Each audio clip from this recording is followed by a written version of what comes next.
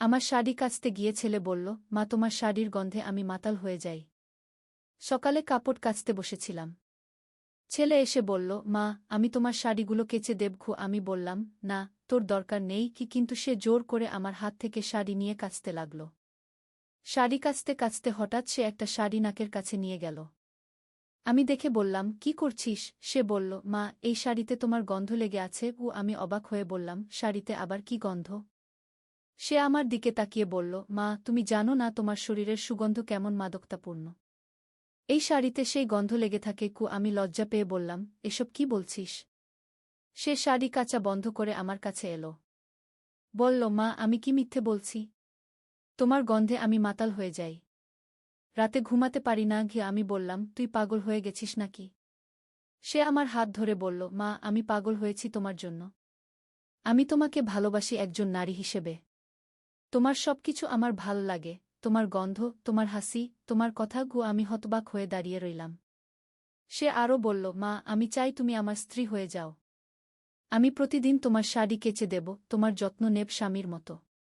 তুমি কি রাজি হবে? এই গল্পটি সম্পূর্ণ শুনলে আপনাদের পানি অটোমেটিক বের হয়ে যাবে, সো যত দ্রুত সম্ভব হাতের কাছে টিস্যু নিয়ে বসে পড়ো। বিছানার চাদর যেন নষ্ট না হয় সেটা সম্পূর্ণ খেয়াল রাখার অনুরোধ জানিয়ে গল্পটি এখন শুরু করব। তার আগে সর্বশেষ অনুরোধ, দয়া করে এমন পানি বের করার গল্প নিয়মিত শুনতে আমাদের চ্যানেলটি সকলেই সাবস্ক্রাইব করুন। ধন্যবাদ। হ্যালো বন্ধুরা, আমার নাম রিয়া সরকার। আমার বয়স 40 বছর। আমার স্বামীর নাম রাজীব সরকার, বয়স 43 বছর। আমাদের 2 সন্তান, রিদম আর নাদিয়া। রিদম 18 বছর বয়সী, কলেজে পড়ে। নাদিয়া 10 বছর বয়সী, স্কুলে যায়। গতকাল সকালে যখন আমি আমার পুরাতন লাল শাড়িটা কাচতে বসেছিলাম, তখনই এই অদ্ভুত ঘটনার শুরু। রিদম এসে বলল শাড়িটা সে কেচে দেবে। প্রথমে আমি মানা করলেও সে জোর করে আমার হাত থেকে শাড়িটা নিয়ে নিল। শাড়িটা কাচতে কাচতে হঠাৎ সে থেমে গেল। আমি দেখলাম সে শাড়িটা খুব মনোযোগ দিয়ে দেখছে। কি হয়েছে রিদম? আমি জিজ্ঞেস করলাম। মা এই শাড়িতে কি একটা অদ্ভুত গন্ধ আছে, সে বলল। আমি কাছে গিয়ে দেখলাম সত্যিই শাড়িতে একটা মিষ্টি ধরনের গন্ধ আছে। কিন্তু এটা কোনো সাধারণ গন্ধ নয়, এটা যেন কোনো প্রাচীন মশলার গন্ধ। মা এই গন্ধটা আমার খুব চেনা চেনা লাগছে। কিন্তু কোথায় পেয়েছিলাম মনে করতে পারছি না, রিদম বলল। আমিও গন্ধটা নিলাম। সত্যি এটা যেন কোথায় পেয়েছি কিন্তু মনে করতে পারছি না। হঠাৎ মনে পড়ে গেল এই শাড়িটা আমার দাদিমার। দাদিমা মারা যাওয়ার পর মা এটা আমাকে দিয়েছিলেন। রিদম এই শাড়িটা তোর পরদাদিমার। হয়তো তার ব্যবহার করা কোনো আতর বা গুড়ের গন্ধ এখনও লেগে আছে। আমি বললাম। কিন্তু রিদম আরও বেশি উৎসুক হয়ে গেল। সে বলল, মা আমার মনে হচ্ছে এই গন্ধটা শুধু সাধারণ আতরের গন্ধ নয়। এটা কোনো বিশেষ কিছুর গন্ধ। আমার কৌতূহল বাড়তে লাগল। আমি শাড়িটা আরও ভালো করে পরীক্ষা করলাম। হঠাৎ শাড়ির একটা কোণায় একটা ছোট পকেটের মতো অংশ দেখতে পেলাম। এটা এত সূক্ষ্মভাবে সেলাই করা যে সহজে চোখে পড়ে না। রিদম দেখ তো এখানে কি আছে। আমি পকেটটার দিকে তার নজর দিলাম। রিদম পকেটটা খুলে দেখার চেষ্টা করল। খুব সাবধানে সিলাই খুলে ভিতরে হাত ঢুকাল। কিছুক্ষণ পর সে একটা ছোট কাগজের পুঁটলি বের করল। মা এইটা কি? সে জিজ্ঞেস করল। আমি পুঁটলিটা খুলে দেখলা। ভিতরে একটা অদ্ভুত বাদামি রঙের গুঁড়ো। গুঁড়োর গন্ধ ঠিক যেমনটা শাড়িতে পেয়েছিলাম। পুঁটলির সাথে একটা ছোট কাগজও ছিল। কাগজটায় পুরাতন হাতের লেখায় কিছু লেখা। লেখাটা পড়ার চেষ্টা করলাম। যে এই গুঁড়ো পাবে সে জানুক যে এটি আমার পূর্বপুরুষদের একটি গোপন রেসিপি। এটি একটি বিশেষ মশলার মিশ্রণ যা শুধু আমাদের পরিবারেই পাওয়া যায়। এই মশলা দিয়ে তৈরি খাবার খেলে মানুষের স্মৃতিশক্তি বৃদ্ধি পায় এবং লুকানো সত্য প্রকাশ পায়। তবে সাবধান, এটি শুধু পূর্ণিমার রাতেই ব্যবহার করতে হবে। আমি আর রিদম দুজনেই অবাক হয়ে গেলাম। এটা কি রকম ব্যাপার? দাদিমা কি এমন কোনো গোপন বিষয় লুকিয়ে রেখেছিলেন? মা আজ কি বার? রিদম জিজ্ঞেস করল। আমি ক্যালেন্ডার দেখলাম। আজ পূর্ণিমার দিন। রিদম তুই কি ভাবছিস? আমি তাকে জিজ্ঞেস করলাম। মা আমার খুব জানতে ইচ্ছে করছে যে এই মশলাটা সত্যিই কোনো কাজ করে কিনা। চলো আজ রাতে একবার চেষ্টা করে দেখি, রিদম বলল। আমারও কৌতূহল হচ্ছিল কিন্তু কিছুটা ভয়ও পাচ্ছিলাম। কিন্তু রিদমের উৎসাহ দেখে মন পরিবর্তন করলাম। সন্ধ্যার দিকে আমি রান্নাঘরে গিয়ে খিচুড়ি রান্না করলাম। রিদম খুব সাবধানে সেই গুঁড়ো থেকে একটু নিয়ে খিচুড়িতে মিশিয়ে দিল। রাতে খাওয়ার সময় আমরা সবাই একসাথে বসলাম। রাজীব আর নাদিয়া কিছুই জানে না। আমি আর রিদম চুপচাপ খিচুড়ি খেলাম। খাওয়ার প্রায় 1 ঘণ্টা পর হঠাৎ আমার মাথায় অদ্ভুত কিছু ছবি ভেসে উঠতে লাগল। এমন কিছু ছবি যা আমি আগে কখনো দেখিনি, কিন্তু খুব চেনা চেনা লাগছিল। আমি দেখলাম একটা বড় পুরাতন বাড়ি। বাড়িটার সামনে একটা বিরাট বটগাছ। বটগাছের নিচে একটা পাথরের চাই। চাইয়ের পাশে একটা লোহার সিন্দুক। রিদম, তোর কি কিছু মনে পড়ছে? আমি জিজ্ঞেস করলাম। রিদমও অবাক চোখে আমার দিকে তাকাল। মা, আমিও একই জিনিস দেখছি। একটা পুরাতন বাড়ি, বটগাছ আর একটা সিন্দুক। আমরা দুজনেই বুঝতে পারলাম যে এটা কোনো সাধারণ ব্যাপার নয়। হয়তো এই ছবিগুলো আমাদের পূর্বপুরুষদের কোনো স্মৃতি। পরদিন সকালে আমি মাকে ফোন করলাম। মা, তুমি দাদিমার কোনো পুরাতন বাড়ির কথা জানো? মা একটু চুপ থেকে বলল, হ্যাঁ রে, তোর দাদিমার পৈতৃক বাড়িটা ছিল কুমিল্লায়। তবে অনেক বছর হলো সেটা পরিত্যক্ত হয়ে আছে। কেন জিজ্ঞেস করছিস? আমি সব ঘটনা মাকে বললাম। মা প্রথমে বিশ্বাস করতে চাইলেন না, কিন্তু যখন আমি বাড়িটার বর্ণনা দিলাম তখন তিনি অবাক হয়ে গেলেন। রিয়া, তুই যেই বাড়ির কথা বলছিস সেটাই তোর দাদিমার আসল বাড়ি। কিন্তু তুই তো কখনো সেই বাড়ি দেখিসনি। তোর দাদিমা যখন মারা যান তখন তুই খুব ছোট ছিলি। এখন আমার নিশ্চিত হলাম যে দাদিমার সেই মশলা সত্যিই কোনো রহস্য লুকানো আছে। মা, সেই বাড়িটা এখন কার কাছে? আমি জিজ্ঞেস করলাম। কারো কাছে নেই। সরকারি কাগজপত্রে তোর দাদিমার নামেই আছে। কিন্তু এতদিন কেউ যায়নি সেখানে গিয়ে। আমি রিদমের সাথে পরামর্শ করে ঠিক করলাম যে আমরা কুমিল্লায় গিয়ে সেই বাড়িটা দেখে আসব। সপ্তাহ খানেক পর আমি আর রিদম কুমিল্লার উদ্দেশ্যে রওনা দিলাম। মা আমাদের বাড়িটার ঠিকানা দিয়েছিলেন। কুমিল্লা পৌঁছানোর পর স্থানীয় মানুষজনের কাছে বাড়িটার খোঁজ নিলাম। সবাই বলল যে বাড়িটা অভিশপ্ত, কেউ কখনো সেখানে যায় না। অনেক খোঁজাখুঁজির পর আমরা বাড়িটা খুঁজে পেলাম। সত্যিই এটা ঠিক যেমনটা আমি স্বপ্নে দেখেছিলাম। একটা বিরাট পুরাতন বাড়ি, সামনে বটগাছ, আর বটগাছের নিচে পাথরের চাই। বাড়িটায় ঢোকার জন্য আমাদের তালা ভাঙতে হল। ভিতরে ঢুকে দেখি সব কিছু ধুলো ঢাকা। কিন্তু বাড়িটার গঠন আর সাজসজ্জা দেখে বোঝা যাচ্ছিল যে একসময় এটা খুবই সম্ভ্রান্ত পরিবারের বাড়ি ছিল। আমরা পুরো বাড়ি ঘুরে দেখলাম। একটা ঘরে অনেক পুরাতন বই আর কাগজপত্র পেলাম। সেগুলো পড়ে জানতে পারলাম যে আমাদের পূর্বপুরুষরা ছিলেন আয়ুর্বেদিক চিকিৎসক। তারা বিভিন্ন ধরনের ভেষজ ওষুধ তৈরি করতেন। কাগজপত্রের মধ্যে একটা ডায়েরি পেলাম। ডায়েরিটা আমার দাদিমারই লেখা। ডায়েরিতে লেখা ছিল, আমাদের পরিবারের কাছে একটি বিশেষ ভেষজ মিশ্রণের রেসিপি আছে। এই মিশ্রণ মানুষের অতীত স্মৃতি জাগিয়ে তুলতে পারে। কিন্তু এর সাথে আরও একটা গোপন বিষয় আছে। আমাদের বাড়ির নিচে একটা গুপ্ত ভাণ্ডার আছে যেখানে আমাদের পূর্বপুরুষদের সমস্ত ধনসম্পদ লুকানো আছে। এই ভেষজ মিশ্রণ সেই ভাণ্ডারের অবস্থান মনে করিয়ে দেয়া। আমি আর রিদম দুজনেই রোমাঞ্চিত হয়ে উঠলাম। তাহলে সত্যিই কোনো গুপ্ত ভাণ্ডার আছে। ডায়েরিতে আরও লেখা ছিল যে বটগাছের নিচের পাথরের চাইয়ের পাশে একটা গোপন সুড়ঙ্গ আছে। আমরা বাইরে বটগাছের কাছে গেলাম। পাথরের চাইটা সরানোর চেষ্টা করলাম, কিন্তু এটা খুবই ভারী। স্থানীয় কিছু লোকের সাহায্য নিয়ে চাইটা সরালাম। চাইটা সরানোর পর দেখি নিচে সত্যিই একটা সিঁড়ি নেমে গেছে। আমরা টর্চ জ্বালিয়ে নিচে নামলাম। নিচে একটা বড় কক্ষ। কক্ষের মধ্যে অনেকগুলো লোহার সিন্দুক। সিন্দুকগুলো খুলে দেখি ভিতরে স্বর্ণের গহনা, রৌপ্যের জিনিসপত্র, পুরাতন মুদ্রা আর অনেক দামি পাথর। কিন্তু সবচেয়ে আশ্চর্যের বিষয় ছিল, একটা সিন্দুকে অনেকগুলো কাগজ পেলাম। এগুলো ছিল বিভিন্ন ভেষজ ওষুধের রেসিপি। এমন কিছু ওষুধের রেসিপি যা আধুনিক চিকিৎসা বিজ্ঞানেও অজানা।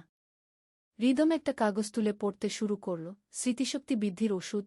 এই ওষুধ সেবন করলে মানুষ তার পূর্বপুরুষদের স্মৃতি দেখতে পায়। এছাড়াও এই ওষুধ লুকানো সত্য প্রকাশ করে। কি মা, এই ওষুধই তো আমরা খেয়েছিলাম, রিদম উত্তেজিত হয়ে বলল। আরও কাগজপত্র ঘেঁটে আমরা জানতে পারলাম যে আমাদের পূর্বপুরুষরা শুধু চিকিৎসকই ছিলেন না, তারা ছিলেন গবেষকও। তারা প্রকৃতির বিভিন্ন উপাদান নিয়ে গবেষণা করে এমন সব ওষুধ তৈরি করতেন যা মানুষের জীবনে বিপ্লব আনতে পারে। কিন্তু তারা এই জ্ঞান গোপন রেখেছিলেন কারণ তারা জানতেন যে এই ক্ষমতা ভুল হাতে গেলে মানুষের ক্ষতি হতে পারে। আমরা সিদ্ধান্ত নিলাম যে এই সব কিছু আবার যত্ন সহকারে লুকিয়ে রাখব। কিন্তু কিছু ওষুধের রেসিপি আমরা নিয়ে আসব যেগুলো মানুষের উপকারে আসতে পারে।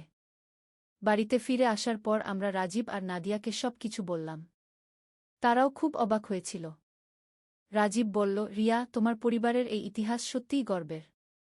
কিন্তু আমাদের খুব সাবধানে এই বিষয়গুলো পরিচালনা করতে হবে গু। আমি সম্মত হলাম। আমরা ঠিক করলাম যে প্রথমে আমরা নিজেরাই এই ওষুধগুলো নিয়ে গবেষণা করব। যদি সত্যি এগুলো উপকারী হয় তাহলে সাবধানে চিকিৎসকদের সাহায্য নেব।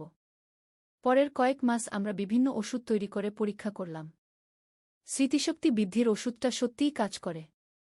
আমরা আমাদের পরিবারের সবার উপর পরীক্ষা করলাম। নাদিয়া এই ওষুধ খাওয়ার পর তার পড়াশোনায় অসাধারণ উন্নতি হল। তার স্মৃতিশক্তি এত ভালো হয়ে গেল যে একবার পড়লেই সব মনে থাকত।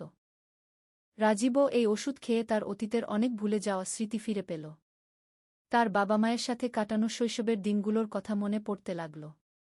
কিন্তু সবচেয়ে আশ্চর্যের বিষয় হল, আমি যখন আবার সেই ওষুধ খেলাম তখন আমার মনে আরও পুরাতন স্মৃতি ভেসে উঠল।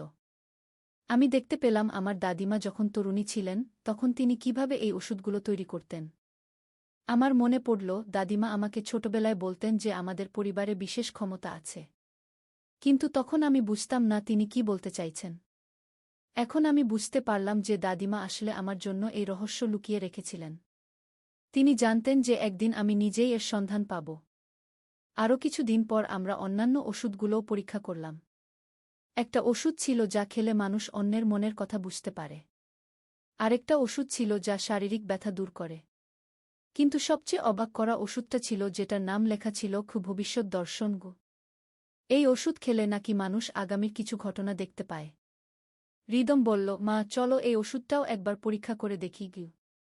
আমি প্রথমে ভয় পেলাম। রিদম, এটা খুবই বিপজ্জনক হতে পারে। ভবিষ্যৎ জানা মানুষের জন্য ভালো নয় গি। কিন্তু রিদমের কৌতূহল এত বেশি যে সে রাজি হল না। অবশেষে আমরা ঠিক করলাম যে খুব অল্প পরিমাণে একবার চেষ্টা করে দেখব। ওষুধটা তৈরি করতে বিশেষ কিছু গাছের পাতা আর মূল লাগত। সৌভাগ্যবশত এই গাছগুলো আমাদের এলাকাতেই পাওয়া যায়। এক পূর্ণিমার রাতে আমরা সেই ওষুধ তৈরি করলাম। খুব সামান্য পরিমাণে খেয়ে দেখলাম। প্রায় 2 ঘন্টা পর হঠাৎ আমার সামনে কিছু অস্পষ্ট ছবি ভেসে উঠতে লাগল। আমি দেখলাম নাদিয়া বড় হয়ে একজন ডাক্তার হয়েছে। সে অনেক মানুষকে সেবা করছে। রিদমও কিছু ছবি দেখল। সে বল যে সে দেখেছে সে একদিন এই ওষুধগুলো নিয়ে বড় ধরনের গবেষণা করবে। কিন্তু সবচেয়ে গুরুত্বপূর্ণ যেই দৃশ্য আমি দেখলাম সেটা ছিল আমাদের এই আবিষ্কার নিয়ে। আমি দেখলাম যে একদিন আমাদের এই ওষুধের কথা জানাজানি হয়ে যাবে। কিন্তু কিছু খারাপ লোক এই ওষুধগুলো ভুল কাজে ব্যবহার করার চেষ্টা করবে। এই দৃশ্য দেখে আমি খুবই চিন্তিত হয়ে পড়লাম। আমি বুঝতে পারলাম যে আমাদের এই গোপনীয়তা রক্ষা করতে হবে। পরদিন সকালে আমি রাজীবের সাথে এই বিষয়ে কথা বললাম। রাজীব বলল, রিয়া, তোমার দাদিমা কেন এই সব গোপন রেখেছিলেন এখন আমি বুঝতে পারছি। এই ক্ষমতা সবার হাতে দেওয়া ঠিক নয় গে। আমরা সিদ্ধান্ত নিলাম যে আপাতত আমরা এই বিষয়ে আর কোনো পরীক্ষা নিরীক্ষা করব না। তবে এই জ্ঞান আমরা সংরক্ষিত রাখব যাতে ভবিষ্যতে প্রয়োজনে ব্যবহার করা যায়। কিন্তু একদিন হঠাৎ একটা অপ্রত্যাশিত ঘটনা ঘটল। আমাদের এলাকায় একটা বয়স্ক মহিলা খুব অসুস্থ হয়ে পড়লেন। ডাক্তাররা বলল যে তার আর বাঁচার আশা নেই। তার স্মৃতিশক্তিও চলে গেছে, নিজের পরিবারকেও চিনতে পারছেন না। তার পরিবারের লোকজন খুব কষ্ট পাচ্ছিল। তার মেয়ে এসে আমার কাছে কাঁদতে কাঁদতে বলল, আপা, মা আমাকে চিনতে পারছে না। অন্তত যদি একবার আমাকে চিনতে পারত। আমার খুব মায়া হল। আমি ভাবলাম যে আমাদের সেই স্মৃতিশক্তি বৃদ্ধির ওষুধ হয়তো তাকে সাহায্য করতে পারে। রাজীবের সাথে পরামর্শ করে আমি সিদ্ধান্ত নিলাম যে একবার চেষ্টা করে দেখব। তবে খুব সাবধানে এবং অল্প পরিমাণে। আমি সেই ওষুধ তৈরি করে মহিলাকে দিলাম। প্রায় 3 ঘন্টা পর দেখা গেল যে তিনি তার মেয়েকে চিনতে পেরেছেন। শুধু তাই নয়, তার অনেক পুরাতন স্মৃতিও ফিরে এসেছে। এই ঘটনার পর এলাকার অনেক মানুষ আমার কাছে এসে বিভিন্ন সমস্যার সমাধান চাইতে লাগল। কিন্তু আমি সবাইকে ওষুধ দিতে পারলাম না, কারণ আমি জানতাম যে এটা খুবই বিপজ্জনক হতে পারে। একদিন রিদম বলল, মা, আমার মনে হচ্ছে আমাদের এই জ্ঞান শুধু আমাদের পরিবারেই সীমাবদ্ধ রাখা ঠিক নয়। যদি সঠিকভাবে ব্যবহার করা যায় তাহলে অনেক মানুষের উপকার হতে পারে গি। আমিও এই কথা ভাবছিলাম। কিন্তু সমস্যা হল কিভাবে এই জ্ঞান সঠিক মানুষের হাতে দেওয়া যায়। এই দ্বিধাদ্বন্দ্বের মধ্যেই একদিন আমাদের এলাকায় একজন বিখ্যাত আয়ুর্বেদিক চিকিৎসক এলেন। তার নাম ডাক্তার অমিত বসু। তিনি প্রাচীন ভারতীয় চিকিৎসা পদ্ধতি নিয়ে গবেষণা করেন। স্থানীয় মানুষজন তার কাছে চিকিৎসা নিতে আসত। তার চিকিৎসা পদ্ধতি দেখে আমার মনে হল যে তিনি একজন সৎ এবং জ্ঞানী মানুষ। আমি হৃদমের সাথে পরামর্শ করে ঠিক করলাম যে ডাক্তার বসুর সাথে একবার কথা বলে দেখব। হয়তো তিনি আমাদের সঠিক পথ দেখাতে পারবেন। একদিন আমি ডাক্তার বসুর কাছে গেলাম। প্রথমে আমি তাকে সব কিছু খোলাখুলি বললাম না। শুধু বললাম যে আমার কাছে কিছু প্রাচীন ওষুধের রেসিপি আছে। ডাক্তার বসু বললেন, আপনি যদি এই রেসিপিগুলো আমাকে দেখান, তাহলে আমি বলতে পারব যে এগুলো সত্যিই কার্যকর কিনা। আমি বাড়ি থেকে কয়েকটা রেসিপি নিয়ে এলাম। ডাক্তার বসু সেগুলো দেখে অবাক হয়ে গেলেন। এগুলো অসাধারণ রেসিপি। এমন কিছু উপাদানের সমন্বয় যা আমি আগে কখনো দেখিনি। এই রেসিপিগুলো কোথায় পেলেন, তিনি জিজ্ঞেস করলেন। তখন আমি তাকে সব কিছু খুলে বললাম। আমাদের পূর্বপুরুষদের ইতিহাস, গোপন ভাণ্ডারের কথা, সব কিছু। ডাক্তার বসু আমার কথা মনোযোগ দিয়ে শুনলেন। তারপর বললেন, আপনার পূর্বপুরুষরা সত্যিই মহান ছিলেন। কিন্তু তারা এই জ্ঞান গোপন রেখেছিলেন কারণ তারা জানতেন যে এই ক্ষমতা ভুল হাতে গেলে বিপদ হতে পারে। তাহলে আমার কি করা উচিত, আমি জিজ্ঞেস করলাম। ডাক্তার বসু বললেন, আপনার উচিত হবে একটা গবেষণা প্রতিষ্ঠান স্থাপন করা, যেখানে বিশ্বস্ত এবং জ্ঞানী চিকিৎসকরা এই ওষুধগুলো নিয়ে গবেষণা করবেন। কিন্তু এই কাজ করতে হবে খুবই গোপনে। তিনি আরও বললেন, আমি আপনাকে সাহায্য করতে পারি।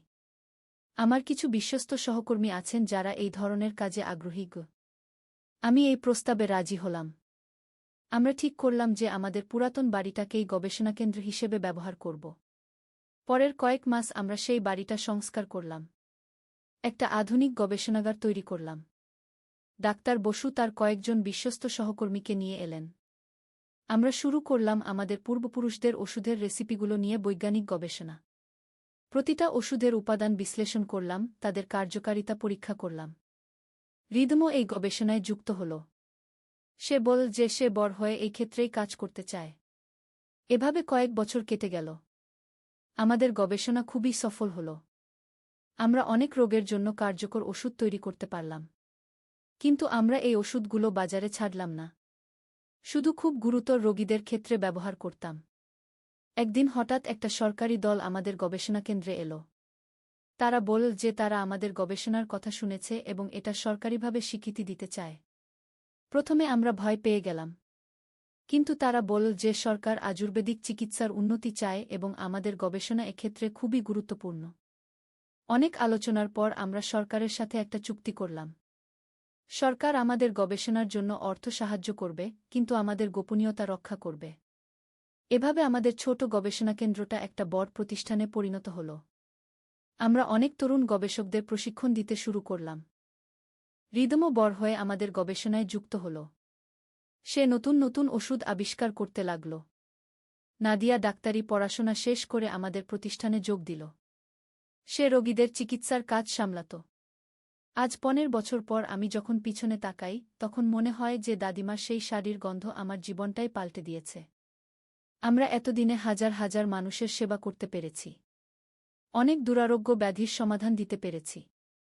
কিন্তু সবচেয়ে বড় কথা হল, আমরা আমাদের পূর্বপুরুষদের জ্ঞান সংরক্ষণ করতে পেরেছি এবং সেটা সঠিক কাজে ব্যবহার করতে পেরেছি। হৃদম এখন একজন বিখ্যাত গবেষক। সে বিদেশেও আমাদের গবেষণার কথা জানিয়েছে। বিশ্বের অনেক দেশ থেকে গবেষকরা আমাদের এখানে এসে কাজ করে। নাদিয়া একজন দক্ষ চিকিৎসক হয়েছে। সে শুধু আমাদের প্রতিষ্ঠানে কাজ করে না, বিভিন্ন দুর্গম এলাকায় গিয়ে বিনামূল্যে চিকিৎসা সেবা দেয়া। রাজীব আমাদের প্রতিষ্ঠানের প্রশাসনিক দায়িত্ব সামলায়। সে নিশ্চিত করে যে আমাদের সব কাজ সঠিকভাবে হচ্ছে। আর আমি এখনও সেই একই রিয়া যে একদিন শাড়ি কাচতে বসেছিল।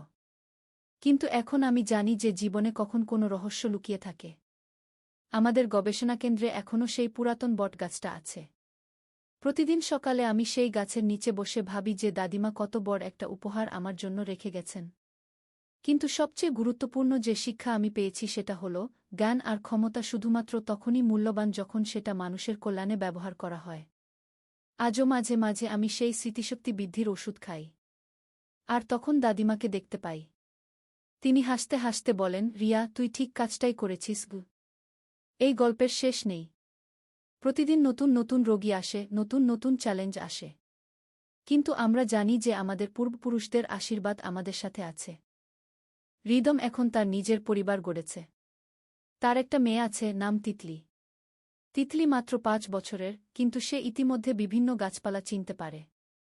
হয়তো তার মধ্যেও আমাদের পারিবারিক ক্ষমতা আছে।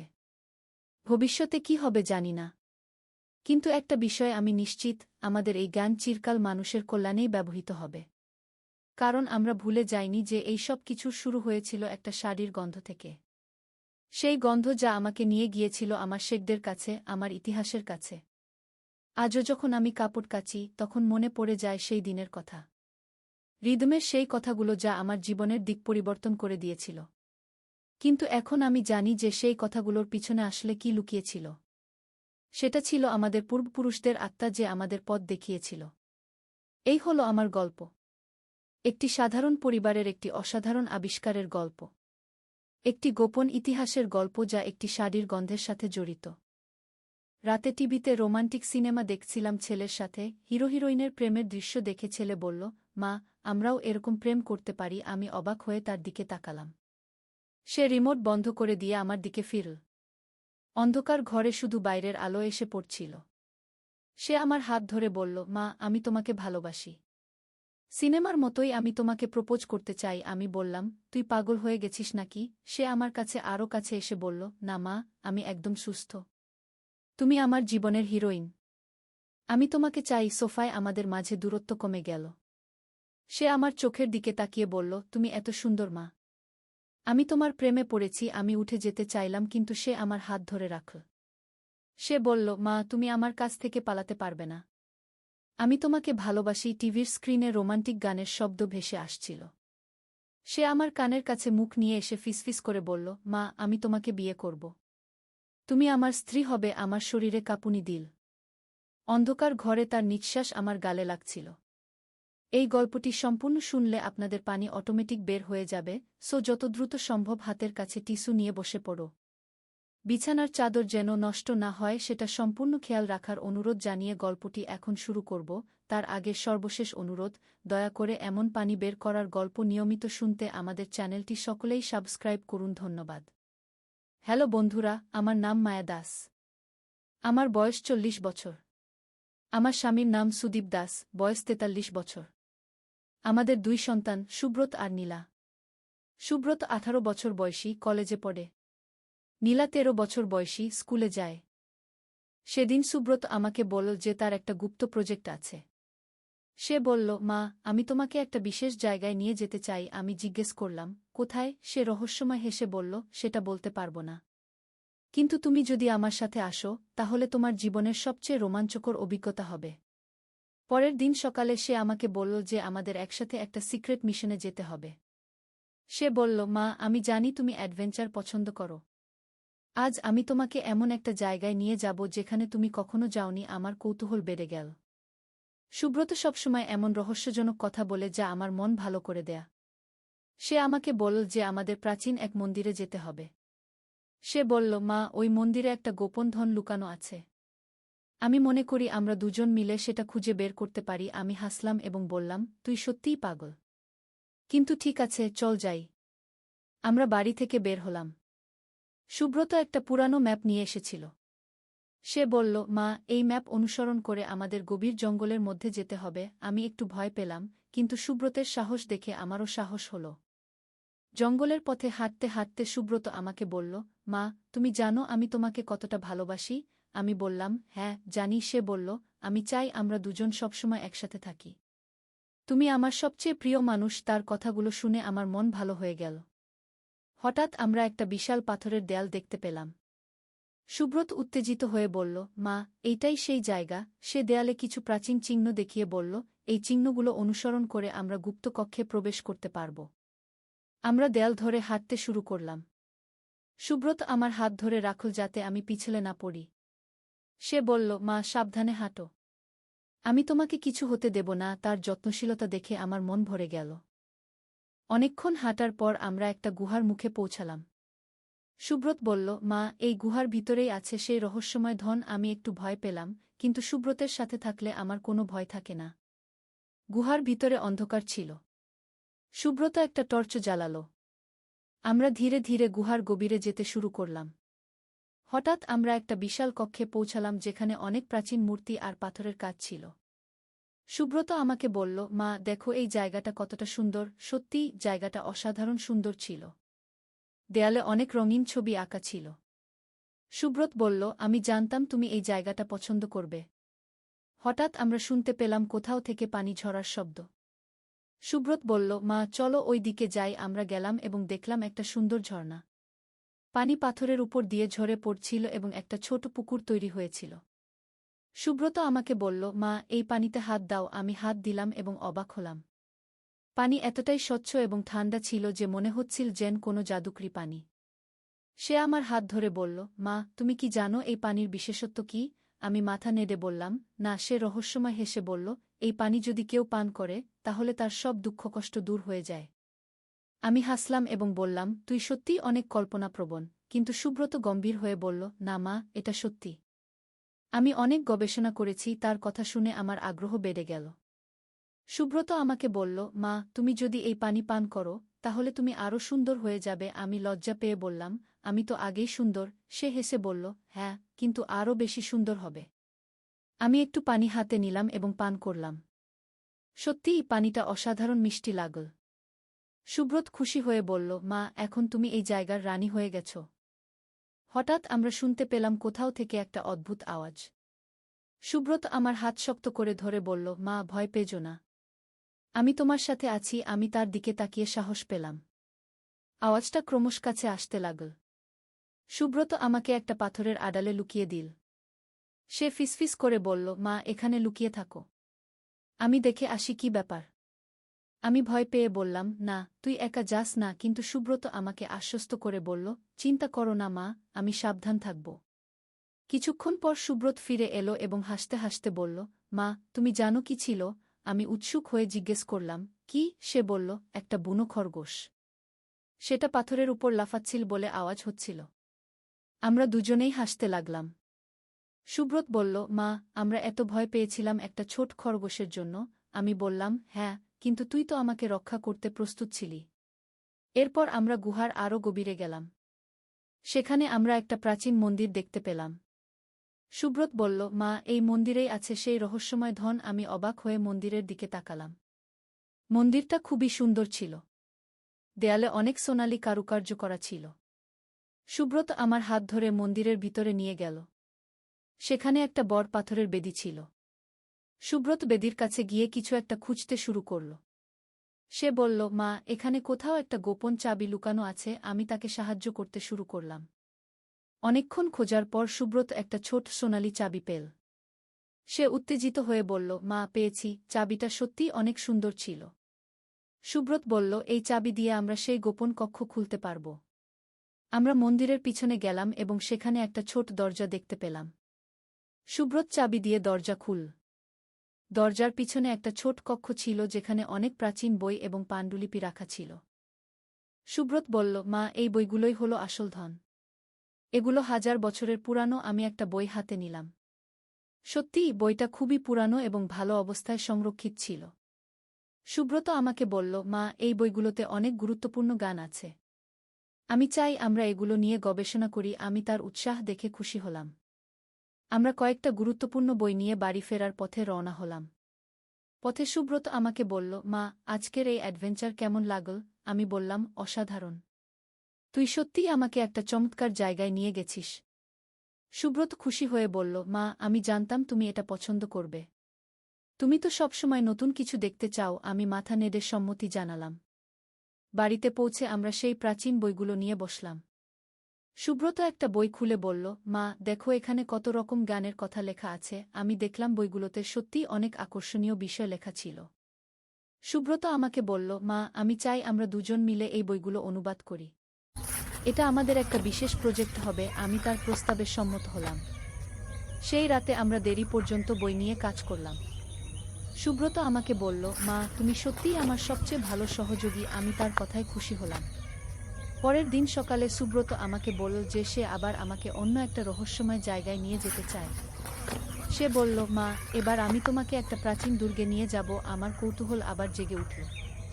সুব্রত বলল, সেই দুর্গে নাকি একটা রাজকন্যার ভূত থাকে, কিন্তু সেটা ভালো ভূত। আমি হাসলাম এবং বললাম, তুই আবার কি সব বানিয়ে বলছিস? কিন্তু সুব্রত গম্ভীর হয়ে বলল, না মা, সত্যি, আমি অনেক গবেষণা করেছি। সেই রাজকন্যা নাকি মানুষের সাহায্য করে। তার কথা শুনে আমার আগ্রহ আরও বেড়ে গেল।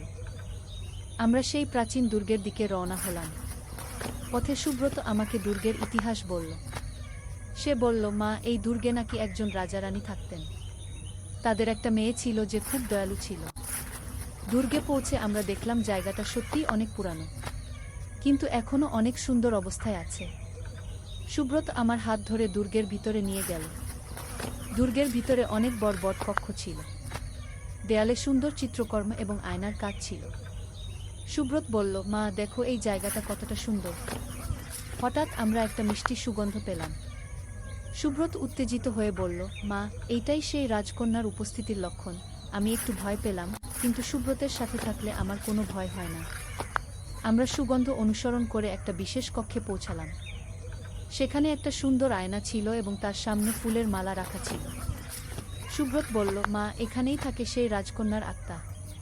হঠাৎ আয়নায় একটা মৃদু আলো দেখা গেল। সুব্রত আমার হাত শক্ত করে ধরল এবং বলল, মা, ভয় পেয়ো না। সে আমাদের সাহায্য করতে চায়। আমি তার কথা বিশ্বাস করে সাহস পেলাম। আয়না থেকে একটা মিষ্টি কণ্ঠস্বর ভেসে এলো। সেই কণ্ঠস্বর বলল, তোমরা এখানে কেন এসেছো? সুব্রত সাহস করে বলল, আমরা আপনার কাছে আশীর্বাদ চাই। রাজকন্যার আত্মা বলল, তোমাদের মধ্যে অনেক ভালোবাসা দেখতে পাচ্ছি। তোমরা সত্যি একে অন্যকে অনেক ভালোবাসো। তার কথা শুনে আমার মন ভরে গেল। সে আরও বলল, তোমাদের এই ভালোবাসা সবসময় অটুট থাকবে। তোমরা যে কোনো বিপদে একসাথে থাকবে। সুব্রত কৃতজ্ঞতার সাথে বলল, ধন্যবাদ রাজকন্যা। রাজকন্যার আত্মা আমাদের একটা বিশেষ উপহার দিল। সে বলল, এই উপহার তোমাদের সবসময় সুখী রাখবে। সুব্রত উপহারটা নিয়ে আমাকে দেখাল। এটা একটা সুন্দর লকেট ছিল। আমরা রাজকন্যাকে ধন্যবাদ জানিয়ে দুর্গ থেকে বেরিয়ে এলাম। পথে সুব্রত আমাকে বলল, মা, আজকের এই অভিজ্ঞতা আমার কাছে অবিস্মরণীয় হয়ে থাকবে। বাড়িতে ফিরে আমরা সেই লকেটটা খুলে দেখলাম। ভিতরে একটা ছোট ছবি ছিল যেখানে একটা পরিবার একসাথে হাসছে। সুব্রত বলল, মা, এটা আমাদের ভবিষ্যতের ছবি। এভাবে আমাদের অ্যাডভেঞ্চার চলতে থাকবে। প্রতিদিন সুব্রত আমাকে নতুন নতুন জায়গায় নিয়ে যেত এবং আমরা একসাথে রোমাঞ্চকর অভিজ্ঞতা সংগ্রহ করতাম। একদিন সুব্রত আমাকে বলল, মা, আমি শুনেছি পাহাড়ের উপরে একটা গোপন জলপ্রপাত আছে। সেখানে নাকি রঙিন মাছ আছে যেগুলো কথা বলতে পারে। আমি অবিশ্বাসের চোখে তার দিকে তাকালাম। সে বলল, সত্যি মা, আমি অনেক গবেষণা করেছি। চলো আমরা সেই জায়গায় যাই।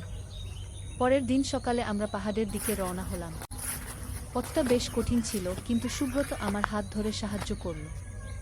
সে বলল, মা, তুমি ক্লান্ত হয়ে গেলে আমাকে বলো, আমি তোমাকে বিশ্রাম নিতে দেব। তার যত্নের কথা শুনে আমার মন ভালো হয়ে গেল। পাহাড়ের উপরে উঠতে উঠতে আমরা অনেক সুন্দর দৃশ্য দেখলাম। সুব্রত প্রতিটা সুন্দর জায়গায় থামত এবং আমাকে দেখাত। সে বলতো, মা, দেখো কত সুন্দর। আমি তার উৎসাহ দেখে খুশি হতাম। অনেক কষ্টের পর আমরা সেই গোপন জলপ্রপাতে পৌঁছালাম। সত্যিই জায়গাটা অসাধারণ সুন্দর ছিল।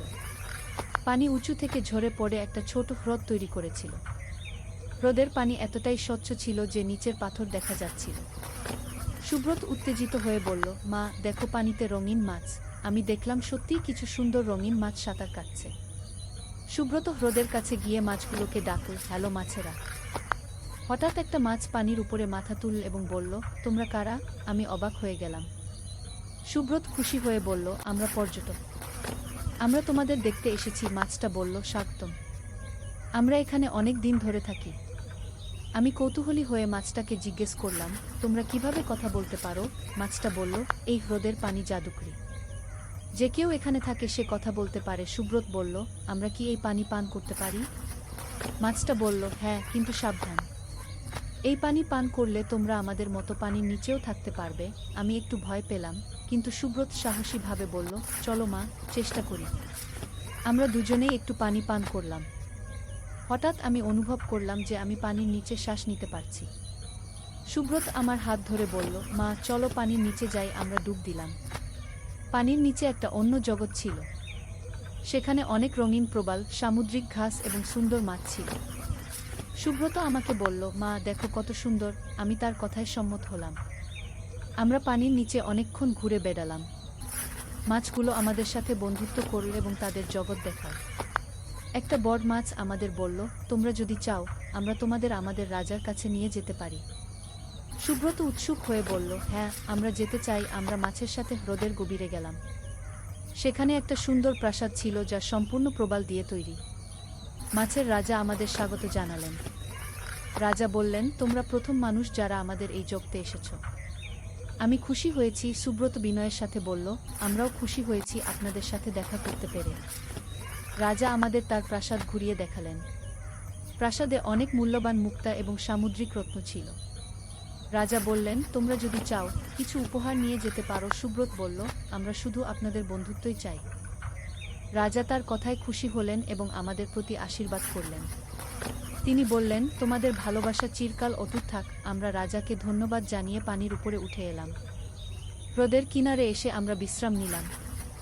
সুব্রত আমাকে বলল, মা আজকের এই অভিজ্ঞতা কি অবিস্মরণীয় হবে না?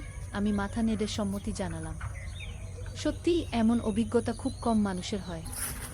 বাড়ি ফেরার পথে সুব্রত আমাকে বলল, মা আমি আরও অনেক রহস্যময় জায়গার কথা জানি। আমরা প্রতি সপ্তাহে একটা করে নতুন জায়গায় যাব। আমি তার প্রস্তাবে রাজি হলাম। পরের সপ্তাহে সুব্রত আমাকে একটা পরিত্যক্ত প্রাসাদে নিয়ে গেল।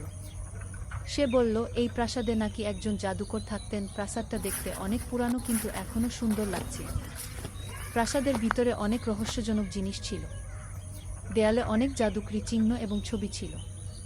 সুব্রত আমাকে বলল, মা এই জায়গায় নাকি এখনও জাদুর শক্তি আছে। হঠাৎ আমরা একটা পুরানো বই দেখতে পেলাম যা নিজে নিজে খুলে যাচ্ছিল। সুব্রত সাহস করে বইটার কাছে গেল। বই থেকে একটা আলো বের হলো এবং একজন বৃদ্ধ জাদুকরের আবির্ভাব হলো। জাদুকর আমাদের দেখে বললেন, তোমরা এখানে এসেছো কেন? সুব্রত বিনয়ের সাথে বলল, আমরা শুধু কৌতূহলী ছিলাম। জাদুকর হাসলেন এবং বললেন, তোমাদের কৌতূহল ভালো। আমি তোমাদের কিছু জাদু শেখাতে পারি।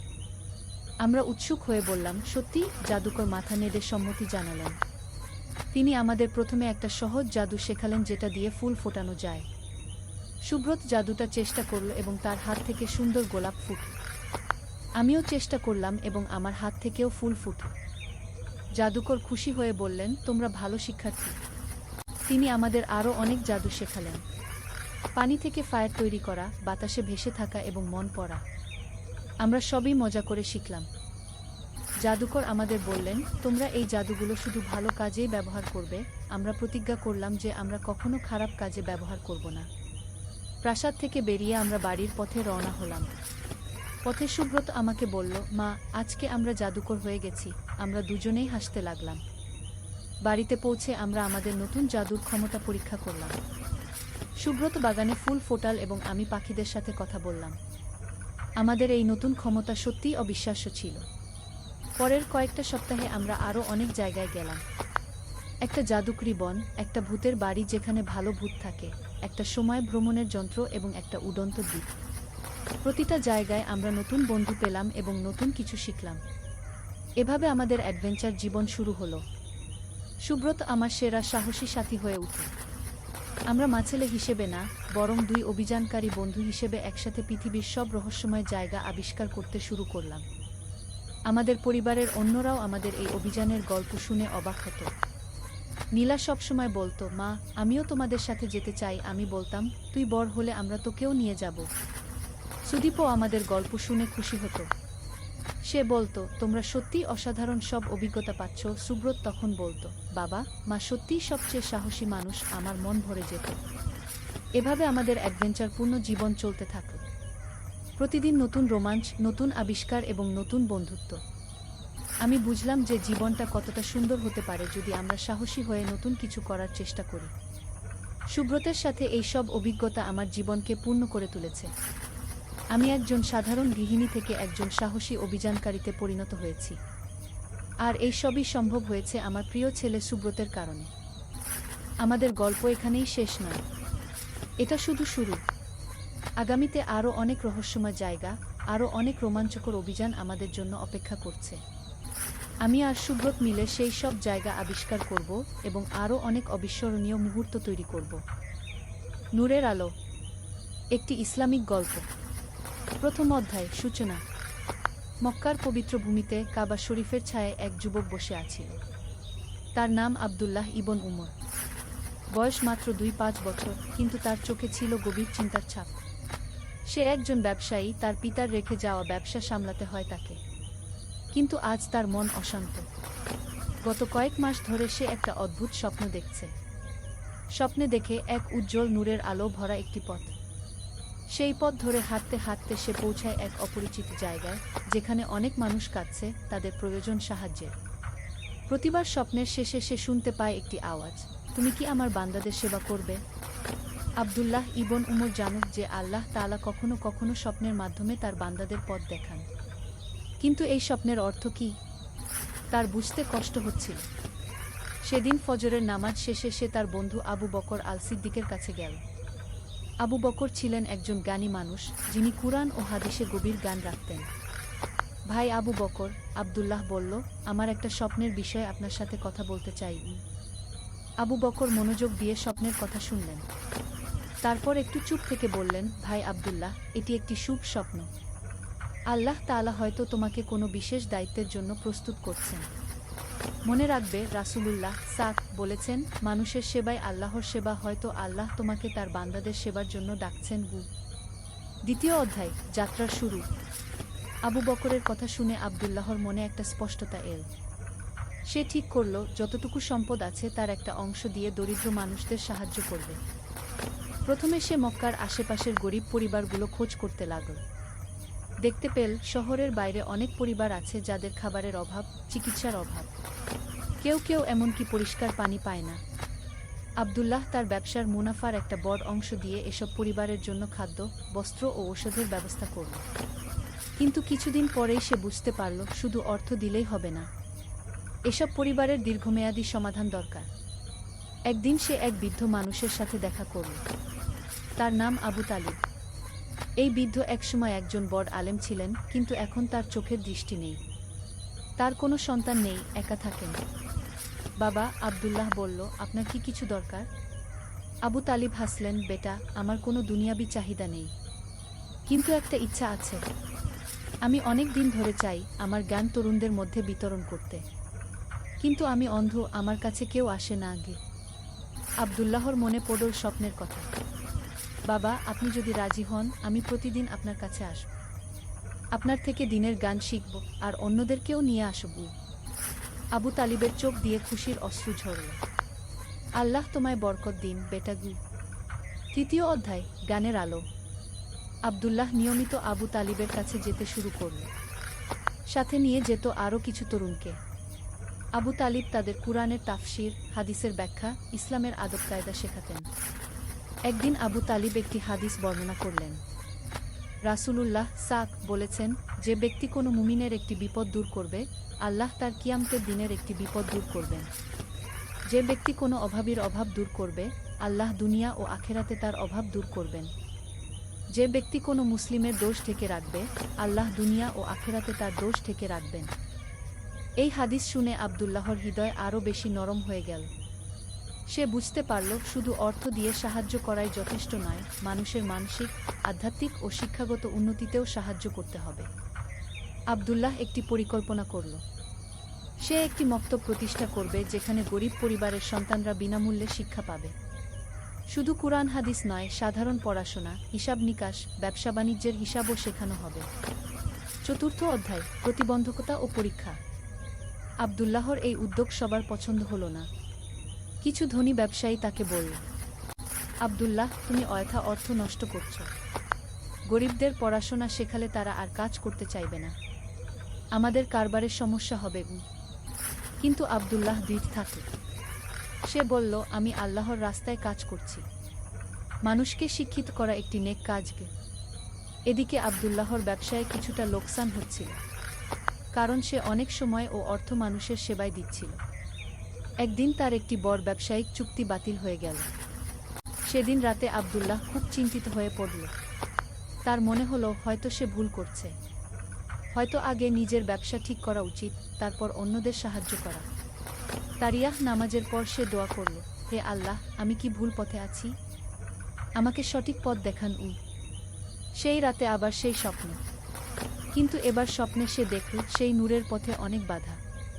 কিন্তু যারা ধৈর্য ধরে এগিয়ে যাচ্ছে তাদের জন্য পথের শেষে অপেক্ষা করছে অসীম শান্তি ও সুখ। পঞ্চম অধ্যায়, ধৈর্য ও আল্লাহর সাহায্য।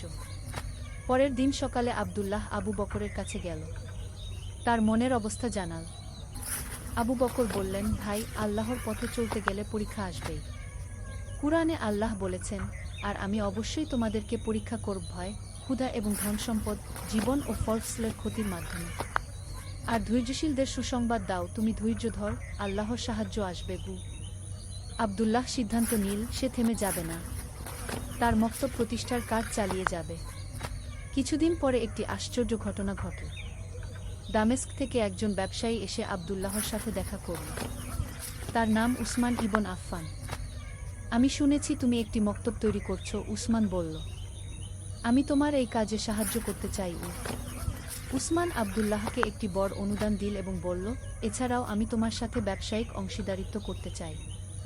আমার দামেস্কের ব্যবসার সাথে তোমার মক্কার ব্যবসা যুক্ত করলে দুজনেরই লাভ হবে। আব্দুল্লাহ বুঝতে পারল এটি আল্লাহর তরফ থেকে সাহায্য। ষষ্ঠ অধ্যায়, মক্তবের প্রতিষ্ঠা। উসমানের সাহায্যে আব্দুল্লাহ একটি সুন্দর মক্তব প্রতিষ্ঠা করল। সেখানে আবু তালিবকে প্রধান শিক্ষক করা হলো। আরও কয়েকজন আলেমকে শিক্ষক হিসেবে নিয়োগ দেওয়া হলো। মক্তবে শুধু ধর্মীয় শিক্ষাই নয়, গণিত, ভাষা, ভূগোল, ইতিহাসও পড়ানো হতো। বিশেষভাবে ব্যবসা বাণিজ্যের হিসাব নিকাশ শেখানো হতো যাতে ছাত্ররা ভবিষ্যতে স্বনির্ভর হতে পারে। প্রথম দিন মক্তবে 200 জন ছাত্র ভর্তি হলো। সবাই গরিব পরিবারের সন্তান। আব্দুল্লাহ তাদের বই, খাতা, কলম সবকিছু বিনামূল্যে দিল। এছাড়া দুপুরের খাবারের ব্যবস্থাও করল। মাস তিনেক পরে ছাত্র সংখ্যা বেড়ে দাঁড়াল 500 জনে। আশেপাশের এলাকা থেকেও ছেলেরা আসতে লাগল।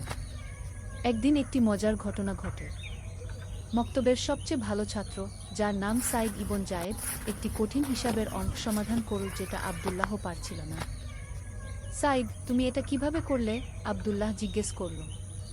সাইদ লাজুক স্বরে বলল, উস্তাদ, আবু তালিব দাদা আমাদের শিখিয়েছেন যে প্রতিটি সমস্যার সমাধান আল্লাহর কাছে আছে। আমরা চেষ্টা করি আর আল্লাহর কাছে সাহায্য চাই। আব্দুল্লাহর চোখে পানি এসে গেল। এই ছোট্ট ছেলেটি তাকে বুঝিয়ে দিল তাওয়াক্কুলের, আল্লাহর উপর ভরসা, প্রকৃত অর্থ। সপ্তম অধ্যায়, সমাজে পরিবর্তন। মক্তব প্রতিষ্ঠার 1 বছর পরে আশেপাশের এলাকায় একটি পরিবর্তন লক্ষ্য করা গেল। যেসব পরিবারের ছেলেরা মক্তবে পড়তে আসত, তারা বাড়িতে গিয়ে পরিবারের সবাইকে কুরআন পড়তে, নামাজ পড়তে উৎসাহিত করত। একদিন সাইদের বাবা আব্দুল্লাহর কাছে এসে বলল, ভাই, আমার ছেলে আমাদের পুরো পরিবারকে বদলে দিয়েছে। আগে আমরা শুধু নামাজ পড়তাম, কিন্তু দিনের গভীর কিছু জানতাম না।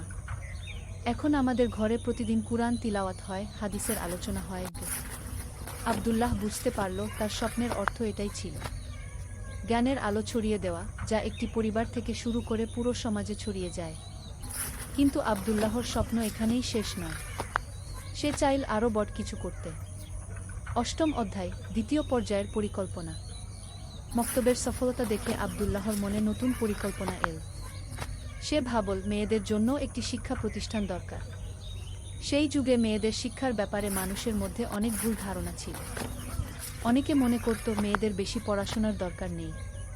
কিন্তু আব্দুল্লাহ জানত রাসূলুল্লাহ সাক বলেছেন, জ্ঞান অন্বেষণ করা প্রত্যেক মুসলিম নরনারীর উপর ফরজ, ও এই হাদিসে মুসলিম বলা হয়েছে, মুসলিম পুরুষ বা মুসলিম নারী আলাদা করা হয়নি। আব্দুল্লাহ তার পরিকল্পনার কথা আবু বকরের সাথে আলোচনা করল। আবু বকর বললেন, এটি একটি চমৎকার পরিকল্পনা, কিন্তু এ কাজে তোমার স্ত্রী বা বোনের সাহায্য লাগবে, কারণ মেয়েদের শিক্ষার ক্ষেত্রে নারী শিক্ষকরাই বেশি উপযুক্ত। আব্দুল্লাহর একটি বোন ছিল, নাম ফাতিমা। সে খুব বুদ্ধিমতী এবং দিনদার। আব্দুল্লাহ তার সাথে বিষয়টি আলোচনা করল। ফাতিমা খুশি হয়ে বলল, ভাই, এটা তো খুবই ভালো একটা কাজ। আমি তোমার সাথে আছি। আমিও চাই আমাদের সমাজের মেয়েরা শিক্ষিত হোক। নবম অধ্যায়, নতুন চ্যালেঞ্জ।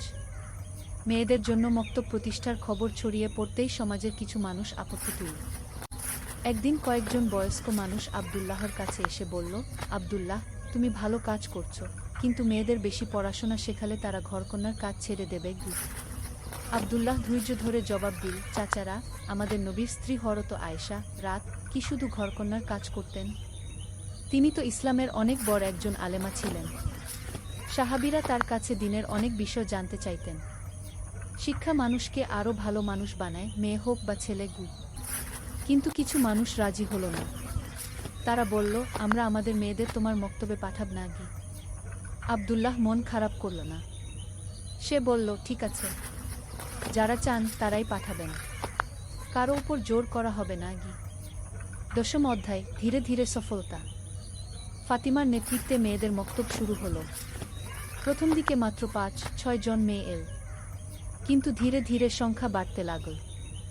মেয়েদের মক্তবে কুরআন, হাদিস, ফিকাহ, ইসলামী আইন ছাড়াও শেখানো হতো গার্হস্থ্য বিজ্ঞান, সেলাই, কাপড়ের কাজ, খাবার রান্নার বিজ্ঞান ভিত্তিক পদ্ধতি।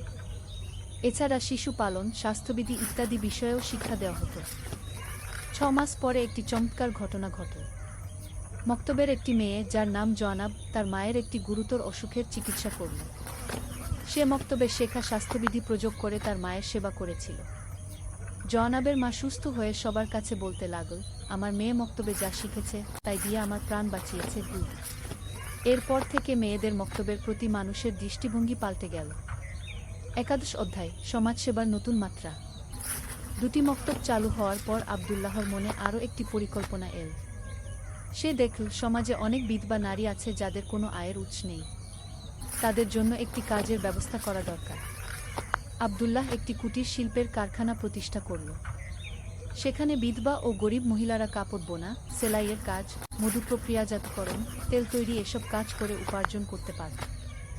এই কারখানায় তৈরি পণ্যগুলি মক্কার বাজারে বিক্রি হতো। আব্দুল্লাহ নিশ্চিত করল যে কারিগররা তাদের পরিশ্রমের ন্যায্য মূল্য পায়। এছাড়া তিনি একটি নিয়ম করলেন, প্রতি সপ্তাহে একদিন এই মহিলারা দিনী শিক্ষা পাবে। একদিন এই কারখানায় কাজ করা একজন বিধবা মহিলা, উম্মে সালামা, আব্দুল্লাহর কাছে এসে কাঁদতে কাঁদতে বলল, ভাই, আপনি আমার জীবন বাঁচিয়েছেন। আমার স্বামী মারা যাওয়ার পর আমি ভিক্ষা করতে বাধ্য হয়েছিলাম। এখন আমি মর্যাদার সাথে কাজ করে জীবিকা নির্বাহ করতে পারছি। আব্দুল্লাহর চোখে অশ্রু এসে গেল। সে বুঝতে পারল, আল্লাহ তাকে দিয়ে কত বড় কাজ করিয়ে নিচ্ছেন। দ্বাদশ অধ্যায়, বড় পরীক্ষার সম্মুখীন। 3 বছর পর আব্দুল্লাহর এই সব প্রতিষ্ঠান খুব সুনাম অর্জন করল। দূর দূরান্ত থেকে মানুষ এসে দেখে যেত। কিন্তু এই সুনামের সাথে সাথে এল হিংসা আর ষড়যন্ত্র। মক্কার কিছু প্রভাবশালী ব্যবসায়ী, যারা আগে থেকেই আব্দুল্লাহর কাজ পছন্দ করত না, তারা মিলে একটি চক্রান্ত করল। তারা শাসকের কাছে অভিযোগ করল যে আব্দুল্লাহ তার মক্তবে রাজনৈতিক শিক্ষা দিচ্ছে, যা রাষ্ট্রের জন্য ক্ষতিকর।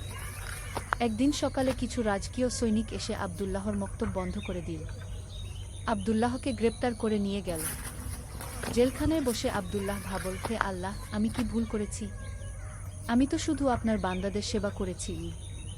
তার মনে পড়ল নবী ইউসুফ এর কথা। তিনিও নির্দোষ হয়ে জেলে গিয়েছিলেন, কিন্তু শেষ পর্যন্ত আল্লাহ তাকে উদ্ধার করেছিলেন। ত্রয়োদশ অধ্যায়, সত্যের বিজয়। জেলখানায় আব্দুল্লাহ 1 সপ্তাহ কাটাল। এই সময় তার শিক্ষার্থী ও সমর্থকরা চুপ বসে থাকল না। তারা সবাই মিলে শাসকের কাছে আবেদন করল। আবু তালিব, যিনি এতদিনে আব্দুল্লাহকে নিজের পুত্রের মতো ভালোবাসতেন, তিনি শাসকের কাছে গিয়ে বললেন, মহামান্য, আব্দুল্লাহ একজন নিরপরাধ মানুষ। সে শুধু মানুষের কল্যাণে কাজ করেছে। আমি তার শিক্ষক, আমি সাক্ষ্য দিচ্ছি যে তার মক্তবে কোনোদিন রাজনীতির কথা হয়নি, শুধু দিন ও নৈতিকতার শিক্ষা দেওয়া হয়েছে। একই কথা বলল উসমান ইবন আফফান।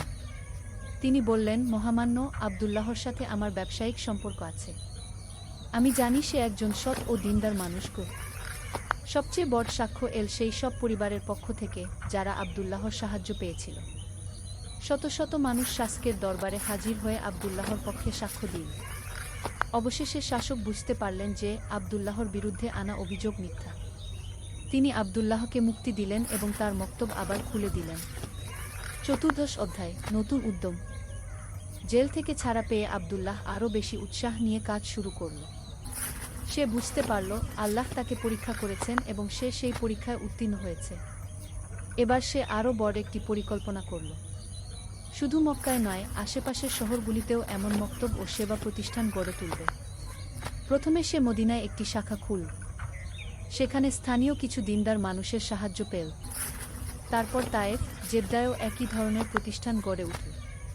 প্রতিটি প্রতিষ্ঠানের জন্য আবদুল্লাহ স্থানীয় মানুষদের থেকেই যোগ্য ব্যক্তিদের নেতৃত্বে নিয়োগ দিত। কিন্তু সব জায়গায় একই নিয়ম: বিনামূল্যে শিক্ষা, গরিবদের জন্য খাবার ও চিকিৎসার ব্যবস্থা, এবং সবার জন্য দ্বীনি শিক্ষা। পঞ্চম অধ্যায়: অভাবনীয় সাফল্য। 5 বছর পরে আবদুল্লাহর এই আন্দোলন আরব উপদ্বীপের বিভিন্ন প্রান্তে ছড়িয়ে পড়ল। তার প্রতিষ্ঠিত মক্তবগুলি থেকে হাজার হাজার শিক্ষিত যুবক বের হল। তারা শুধু লেখাপড়া শেখেনি, শিখেছে জীবনের নৈতিক মূল্যবোধ। একদিন সাইদ ইবন জায়েদ, যে ছিল আবদুল্লাহর প্রথম মক্তবের সেই ভালো ছাত্র, সে এখন একজন সফল ব্যবসায়ী হয়েছে।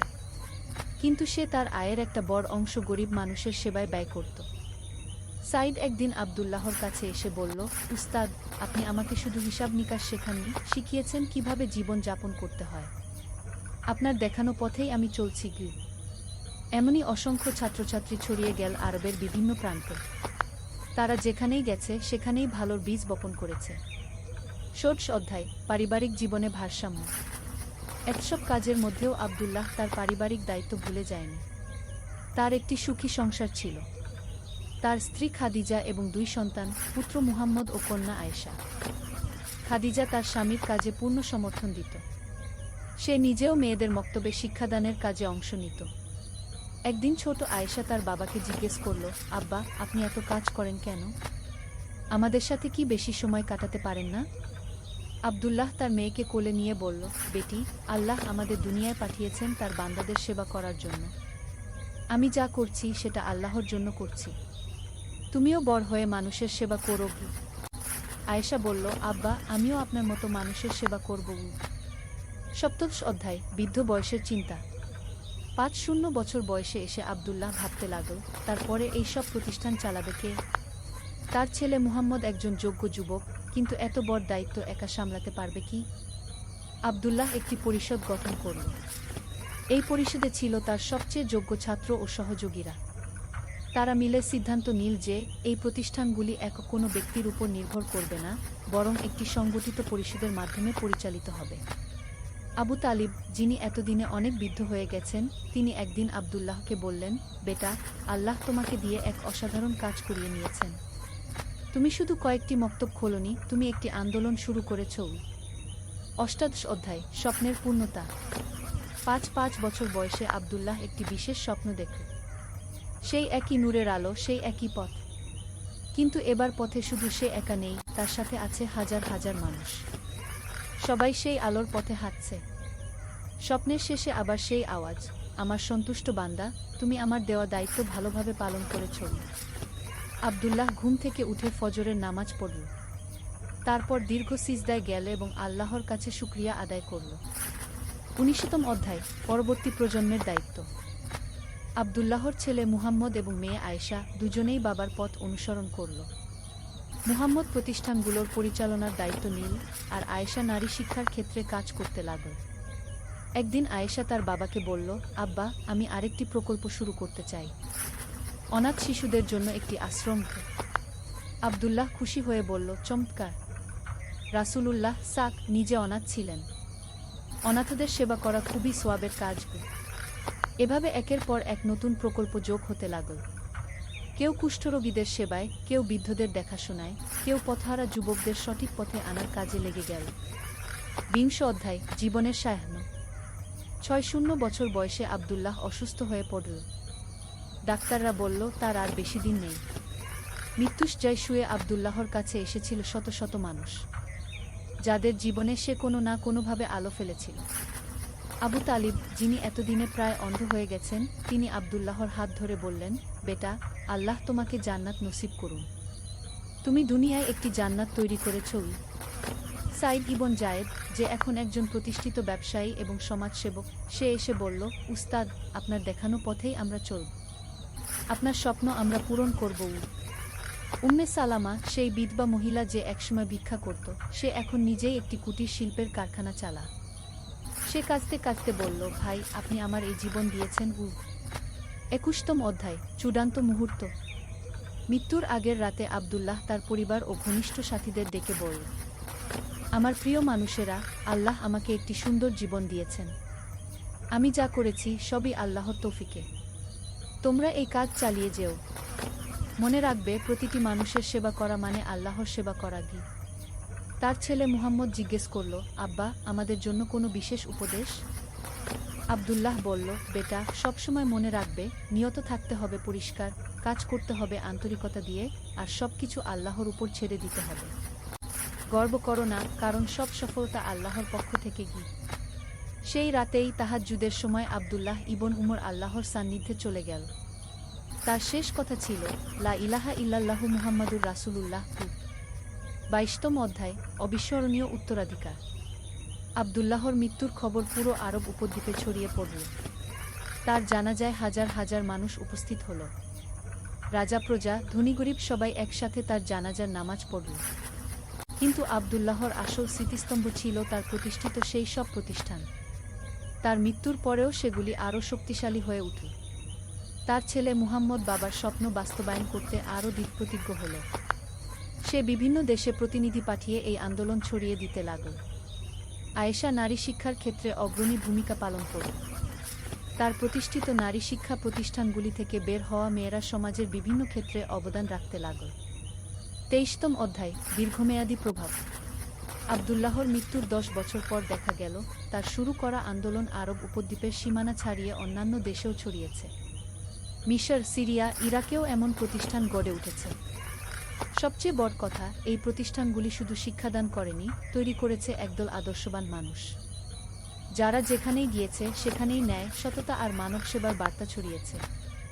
একদিন এক বিদেশি ব্যবসায়ী, যে আরবে এসেছিল ব্যবসার কাজে, সে মন্তব্য করেছিল, এই আরব ভূমিতে আমি যে সততা আর সহানুভূতি দেখেছি তা অন্য কোথাও দেখিনি।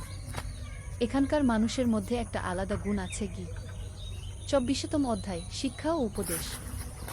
আব্দুল্লাহর জীবন থেকে আমরা যে শিক্ষা পাই। 1. স্বপ্নের গুরুত্ব। আল্লাহ কখনো কখনো স্বপ্নের মাধ্যমে তার বান্দাদের পথ দেখান, কিন্তু স্বপ্ন দেখার পাশাপাশি সেটা বাস্তবায়নের জন্য কাজ করতে হয়। 2. ধৈর্য ও অধ্যবসায়। ভালো কাজের পথে অনেক বাধা আসে, কিন্তু ধৈর্য ধরে এগিয়ে গেলে আল্লাহ সাহায্য করেন। 3. শিক্ষার গুরুত্ব। মানুষের সবচেয়ে বড় সেবা হলো তাকে শিক্ষিত করা। শিক্ষা মানুষকে শুধু স্বাবলম্বী করে না, নৈতিক মানুষও বানায়। 4. নারী শিক্ষা। ইসলামে নারী পুরুষ সবার শিক্ষার অধিকার সমান। সমাজের অর্ধেক জনগোষ্ঠী অশিক্ষিত থাকলে সমাজের প্রকৃত উন্নতি সম্ভব নয়। 5. সমাজসেবা। প্রত্যেক মুসলিমের দায়িত্ব হলো সমাজের দুর্বল মানুষদের পাশে দাঁড়ানো। এটা শুধু সাদকা দেওয়া নয়, তাদের স্বাবলম্বী করে তোলা। 6. পারিবারিক ভারসাম্য। সমাজসেবার নামে পরিবারকে অবহেলা করা ঠিক নয়। পরিবার ও সমাজসেবার মধ্যে ভারসাম্য রাখতে হবে। 25তম অধ্যায়, চিরন্তন বার্তা। আব্দুল্লাহ ইবন উমরের গল্প শুধু একটি গল্প নয়, এটি একটি জীবন দর্শন।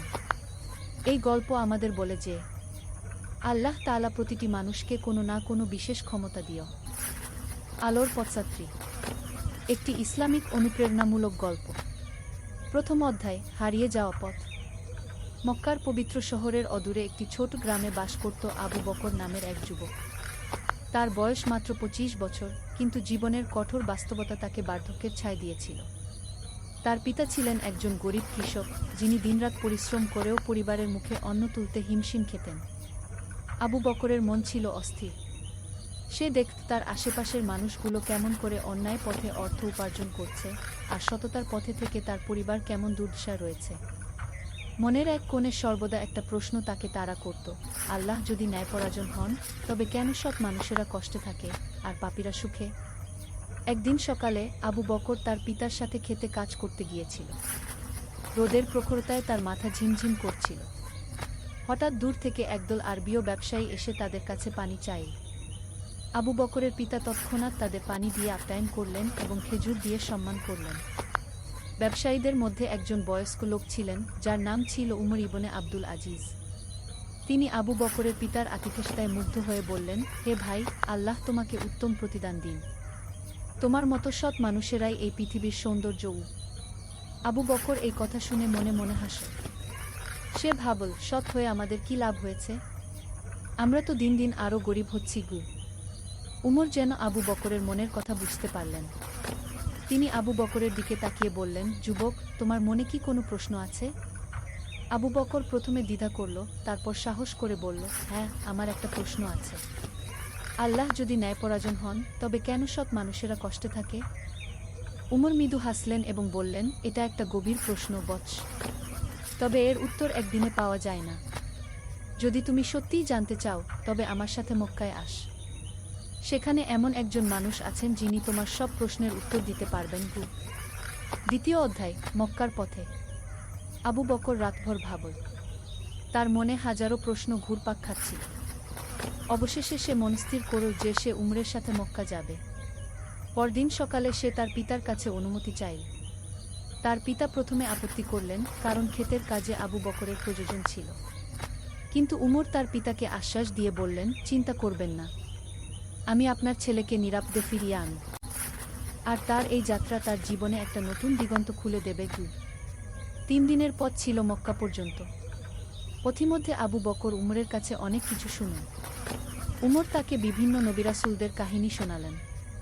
তিনি বললেন, হযরত ইব্রাহিম এর কথা, যিনি আল্লাহর উপর অগাধ বিশ্বাস রেখে আগুনে ঝাঁপ দিয়েছিলেন। বললেন হযরত ইউসুফ এর কথা, যিনি বছরের পর বছর কারাগারে থেকেও আল্লাহর উপর আস্থা হারাননি। দেখ বৎস, উমর বললেন, জীবনের পরীক্ষা আল্লাহ সবাইকে দেন। কিন্তু এই পরীক্ষার উদ্দেশ্য আমাদের ধ্বংস করা নয়, বরং আমাদের আত্মাকে পরিশুদ্ধ করা। যেমন সোনা আগুনে পোড়ালে খাঁটি হয়, তেমনি কষ্টের মধ্য দিয়ে মানুষের ঈমান শক্তিশালী হয়। আবু বকর প্রশ্ন করল, কিন্তু কেন আমার পিতার মতো সৎ মানুষকে এত কষ্ট পেতে হয়? তিনি কখনো কারো ক্ষতি করেননি কি? উমর উত্তর দিলেন, তুমি কি জান, বেহেশতের সবচেয়ে উঁচু মর্যাদা কাদের জন্য নির্ধারিত? তারা হলেন যারা দুনিয়ায় সবচেয়ে বেশি পরীক্ষার সম্মুখীন হয়েছেন এবং সেই পরীক্ষায় ধৈর্য ধরেছেন। তোমার পিতা হয়তো এখন কষ্টে আছেন, কিন্তু আখিরাতে তার জন্য যে পুরস্কার অপেক্ষা করছে, তা তুমি কল্পনাও করতে পারবে না। তৃতীয় দিন সন্ধ্যায় তারা মক্কায় পৌঁছাল। কাবা শরীফের দিকে তাকিয়ে আবু বকরের মন কেমন যেন করে উঠল। একটা অদ্ভুত প্রশান্তি তার হৃদয়ে এসে বসল। তৃতীয় অধ্যায়, গানের সন্ধানে। উমর আবু বকরকে নিয়ে গেলেন এক প্রবীণ আলেমের কাছে। তার নাম ছিল শাইখ আব্দুল্লাহ। তিনি ছিলেন অত্যন্ত জ্ঞানী এবং খোদাভীরু একজন মানুষ। তার চেহারায় একটা নুরানি আলো ছিল, যা দেখলেই মনে প্রশান্তি আসত। শাইখ আব্দুল্লাহ আবু বকরের প্রশ্ন শুনে মৃদু হাসলেন। তিনি বললেন, বৎস, তুমি যে প্রশ্ন করেছ, এটা শুধু তোমার নয়। যুগে যুগে মানুষ এই প্রশ্ন করেছে। এমনকি নবিরাসুলদের সাহাবীরাও এ ধরনের প্রশ্ন করেছেন। তিনি আবু বকরকে বসতে বলে একটা গল্প শুরু করলেন।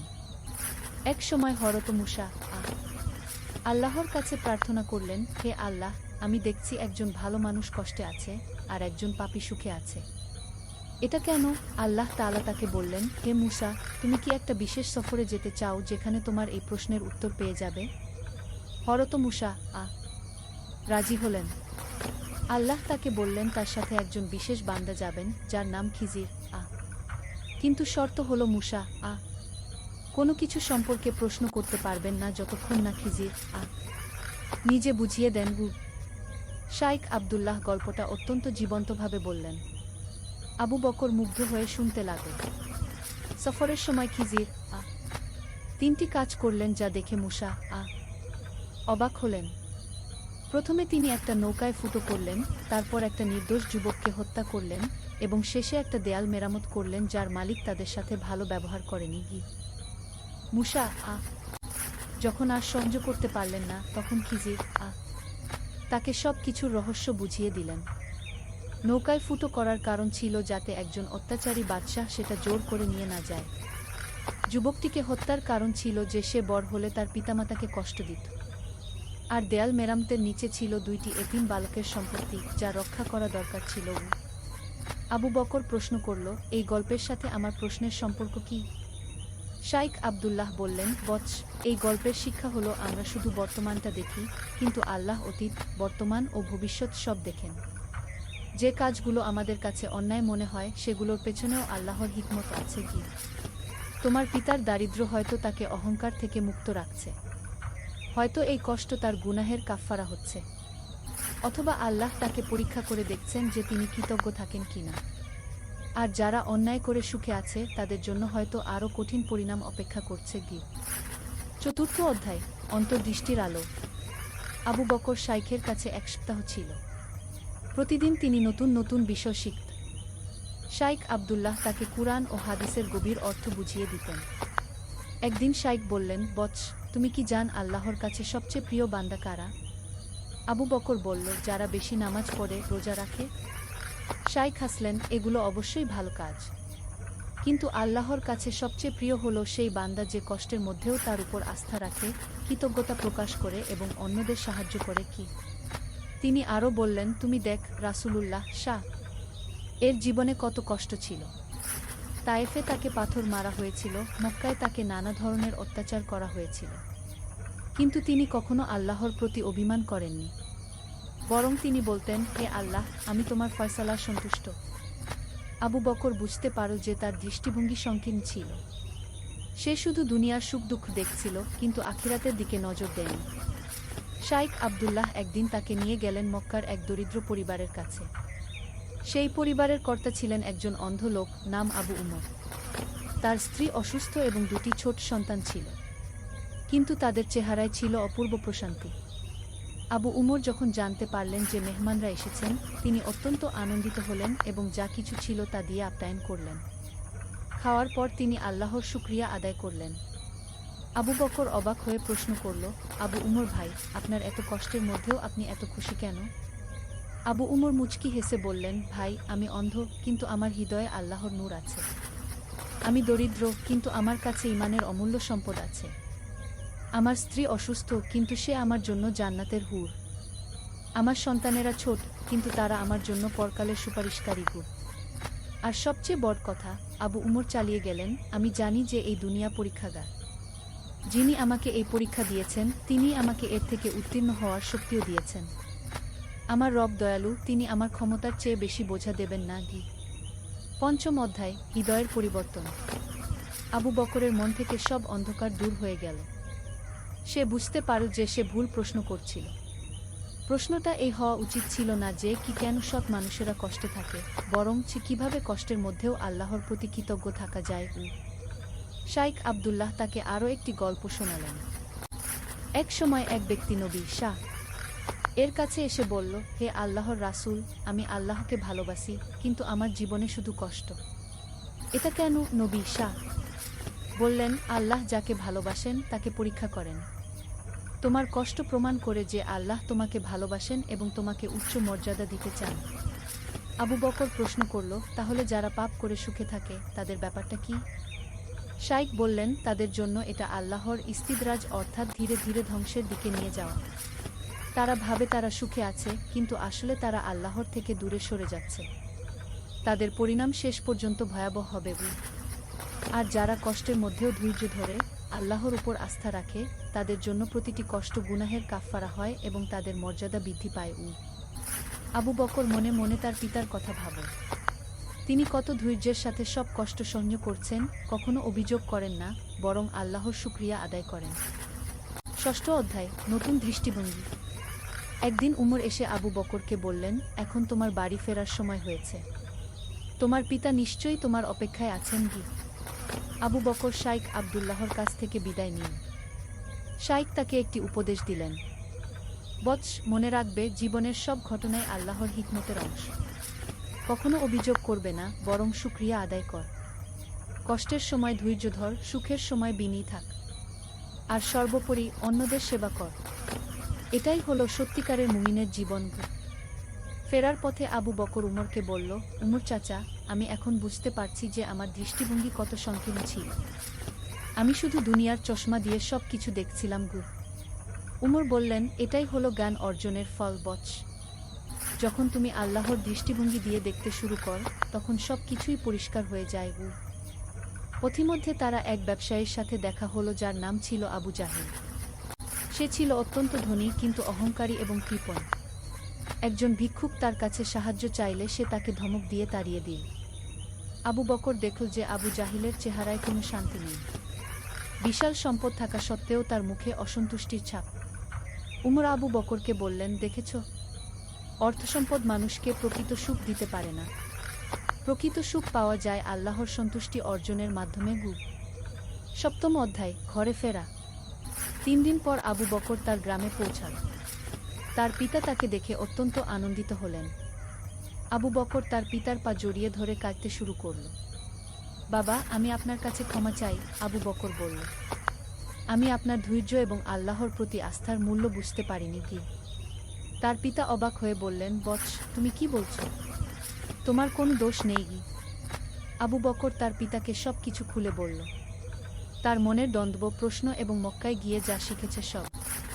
তার পিতা মৃদু হেসে বললেন, বৎস, আমি জানতাম যে তোমার মনে প্রশ্ন আছে, কিন্তু আমি এও জানতাম যে এই প্রশ্নগুলোর উত্তর তোমাকে নিজেই খুঁজে বের করতে হবে। আল্লাহ তোমাকে সঠিক পথ দেখিয়েছেন। সেদিন রাতে আবু বকর দীর্ঘ সিজদায় পড়ে রইল। সে আল্লাহর কাছে তওবা করল তার পূর্বের চিন্তাভাবনার জন্য এবং কৃতজ্ঞতা প্রকাশ করল সঠিক পথ দেখানোর জন্য। অষ্টম অধ্যায়, নতুন জীবনের সূচনা। পরের দিন থেকে আবু বকরের জীবনে নতুন মাত্রা যোগ হল। সে আগের মতোই তার পিতার সাথে খেতে কাজ করত, কিন্তু এবার তার মনোভাব সম্পূর্ণ আলাদা ছিল। সে প্রতিটি কাজকে আল্লাহর ইবাদত মনে করে করত। গ্রামের মসজিদে সে নিয়মিত যেতে শুরু করল। ইমাম সাহেব তার পরিবর্তন দেখে অবাক হলেন। আবু বকর তাকে তার অভিজ্ঞতার কথা বলল। ইমাম সাহেব বললেন, আল্লাহ তোমাকে বিশেষ অনুগ্রহ করেছেন বৎস। এই জ্ঞান শুধু নিজের মধ্যে রেখে দিও না, অন্যদের মধ্যেও ছড়িয়ে দাও। আবু বকর ঠিক তাই করতে শুরু করল। সে গ্রামের যুবকদের সাথে বসত এবং তাদের ইসলামের সৌন্দর্য বুঝিয়ে বলত। সে তাদের বলত কিভাবে কষ্টের মধ্যেও আল্লাহর প্রতি আস্থা রাখতে হয়। একদিন গ্রামে এক বিপদ এল। খরার কারণে ফসল নষ্ট হয়ে গেল। অনেকেই হতাশ হয়ে পড়ল, কিন্তু আবু বকর সবাইকে ধৈর্য ধরতে বলল। সে বলল, ভাইয়েরা, এটা আল্লাহর পরীক্ষা। আমরা যদি এখন ধৈর্য ধরি এবং একে অপরকে সাহায্য করি, তবে আল্লাহ অবশ্যই আমাদের পথ বের করে দেবেন। আবু বকরের কথায় অনুপ্রাণিত হয়ে গ্রামবাসীরা একসাথে কাজ করতে শুরু করল। যার যা আছে তাই ভাগাভাগি করে নিল। অল্প কিছু দিনেই আবার বৃষ্টি হলো এবং পরিস্থিতি স্বাভাবিক হল। নবম অধ্যায়, সেবার পথে। আবু বকর বুঝতে পারল যে জ্ঞান অর্জনই যথেষ্ট নয়, সেই জ্ঞান অনুযায়ী কাজ করাও দরকার। সে গ্রামের দরিদ্র মানুষদের সেবা করতে শুরু করল। প্রতি জুমার দিন সে একটি অংশ টাকা সঞ্চয় করে রাখত এবং সেই টাকা দিয়ে গরিবদের সাহায্য করত। তার পিতা তার এই পরিবর্তন দেখে অত্যন্ত খুশি হলেন। একদিন গ্রামে এক অচেনা লোক এল। সে ছিল অসুস্থ এবং ক্ষুধার্ত।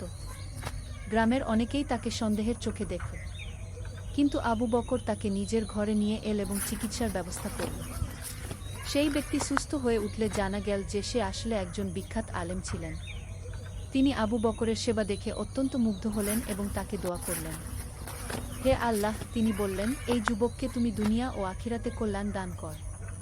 তার সেবার বিনিময়ে তাকে উত্তম প্রতিদান দাও। কয়েকদিন পরেই আবু বকরের জীবনে একটি আশ্চর্য ঘটনা ঘটল। শহর থেকে এক ব্যবসায়ী এসে তাদের জমির একটি অংশ ক্রয় করতে চাইলেন। তিনি এত ভালো দাম দিলেন যে আবু বকরের পরিবারের আর্থিক অবস্থা রাতারাতি ভালো হয়ে গেল। দশম অধ্যায়, পরীক্ষার নতুন রূপ। অর্থের আগমনের সাথে সাথে আবু বকরের জন্য নতুন পরীক্ষা এল। এবার সে দেখতে পেল যে সম্পদ কিভাবে মানুষকে আল্লাহ থেকে দূরে নিয়ে যেতে পারে। প্রথমে সে একটু বিলাসিতার দিকে ঝুঁকতে শুরু করল। ভালো কাপড় কিনো, ভালো খাবার খেল। কিন্তু কয়েকদিন পরেই সে বুঝতে পারল যে এই সম্পদও একটি পরীক্ষা। সে মনে করল শাইখ আব্দুল্লাহর কথা। তিনি বলেছিলেন, দারিদ্র্য যেমন পরীক্ষা, তেমনি সম্পদও পরীক্ষা। দারিদ্র্যে ধৈর্য ধরতে হয়, আর সম্পদে কৃতজ্ঞতা প্রকাশ করতে হয় এবং অন্যদের সাথে ভাগাভাগি করতে হয়। আবু বকর তৎক্ষণাৎ তার আচরণ সংশোধন করল। সে তার সম্পদের একটি বড় অংশ দান করে দিল এবং গ্রামে একটি স্কুল স্থাপনের জন্য অর্থ দিল। একাদশ অধ্যায়, জ্ঞান বিতরণ। আবু বকর বুঝতে পারল যে তার উপর একটি দায়িত্ব রয়েছে। সে যে জ্ঞান অর্জন করেছে সেটি অন্যদের মধ্যে ছড়িয়ে দেওয়ার দায়িত্ব। সে গ্রামে নিয়মিত শিক্ষামূলক সভা আয়োজন করতে শুরু করল। সেখানে সে ইসলামের বিভিন্ন বিষয় নিয়ে আলোচনা করত।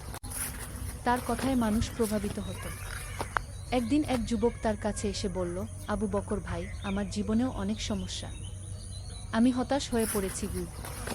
আবু বকর তাকে বসতে বলে তার নিজের অভিজ্ঞতার কথা বলল। সে বলল কিভাবে একসময় সেও হতাশ ছিল এবং কিভাবে সঠিক জ্ঞান তাকে আলোর পথ দেখিয়েছে।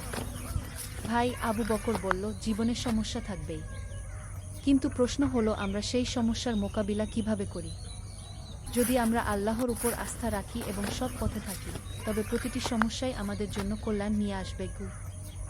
সেই যুবকও আবু বকরের মতো পরিবর্তিত হয়ে গেল। এভাবে একের পর এক মানুষ আবু বকরের কাছে আসত এবং সঠিক পথের সন্ধান পেত। দ্বাদশ অধ্যায়, হজের সফর। কয়েক বছর পর আবু বকরের হজ করার সৌভাগ্য হল। মক্কায় পৌঁছে সে শাইখ আবদুল্লাহর সাথে দেখা করল। শাইখ তাকে দেখে অত্যন্ত খুশি হলেন। তিনি বললেন, বৎস, তোমার চেহারায় যে নূর দেখছি তা প্রমাণ করে যে তুমি সঠিক পথে আছো। আবু বকর তার এতদিনের অভিজ্ঞতা শাইখের সাথে ভাগাভাগি করল। শাইখ শুনে বললেন, আল্লাহ তোমাকে যে জ্ঞান দিয়েছেন সেটি তুমি ভালোভাবে কাজে লাগিয়েছ। এটাই হলো প্রকৃত মুমিনের লক্ষণ। হজের সময় আবু বকর বিভিন্ন দেশের মুসলিমদের সাথে মিলিত হল। সে দেখল যে সারা পৃথিবীর মুসলিমরা একই ধরনের সমস্যার সম্মুখীন হয়, কিন্তু যারা ইমানে অটল থাকে তারা সবাই শান্তিতে আছে। কাবা শরীফে দাঁড়িয়ে আবু বকর আল্লাহর কাছে দোয়া করল, হে আল্লাহ, তুমি আমাকে যে জ্ঞান দিয়েছ সেটি যেন আমি জীবনের শেষ দিন পর্যন্ত কাজে লাগাতে পারি। আমাকে সঠিক পথে অটল রাখু। ত্রয়োদশ অধ্যায়, ফিরে আসা। হজ থেকে ফিরে আবু বকর আরও বেশি করে মানুষের সেবায় নিজেকে নিয়োজিত করল। সে একটি এতিমখানা স্থাপন করল এবং দরিদ্র ছেলে মেয়েদের বিনামূল্যে শিক্ষার ব্যবস্থা করল। তার পিতা এখন বৃদ্ধ হয়ে গেছেন। আবু বকর তার সেবা করে অত্যন্ত আনন্দ পেত। একদিন তার পিতা তাকে বললেন, বৎস, আমি আল্লাহর কাছে কৃতজ্ঞ যে তিনি আমাকে তোমার মতো একটি সন্তান দিয়েছেন। আবু বকর বলল, বাবা, আপনিই তো আমার প্রথম শিক্ষক। আপনার ধৈর্য এবং আল্লাহর প্রতি আস্থা দেখেই আমি শিখেছি। কয়েক বছর পর তার পিতা ইন্তেকাল করলেন। মৃত্যুর আগে তিনি আবু বকরকে বললেন, বৎস, আমার জন্য দুঃখ করো না। আমি আমার রবের কাছে যাচ্ছি। তুমি যে পথে আছো সেই পথেই থেকো। চতুর্দশ অধ্যায়, জীবনের সন্ধ্যা। আবু বকর এখন একজন প্রবীণ মানুষ। তার চুল সাদা হয়ে গেছে, কিন্তু তার চেহারায় এখনও সেই শান্তির আলো রয়েছে। তার স্থাপিত স্কুল থেকে অনেক শিক্ষিত যুবক বের হয়েছে যারা সমাজে ভালো কাজ করছে।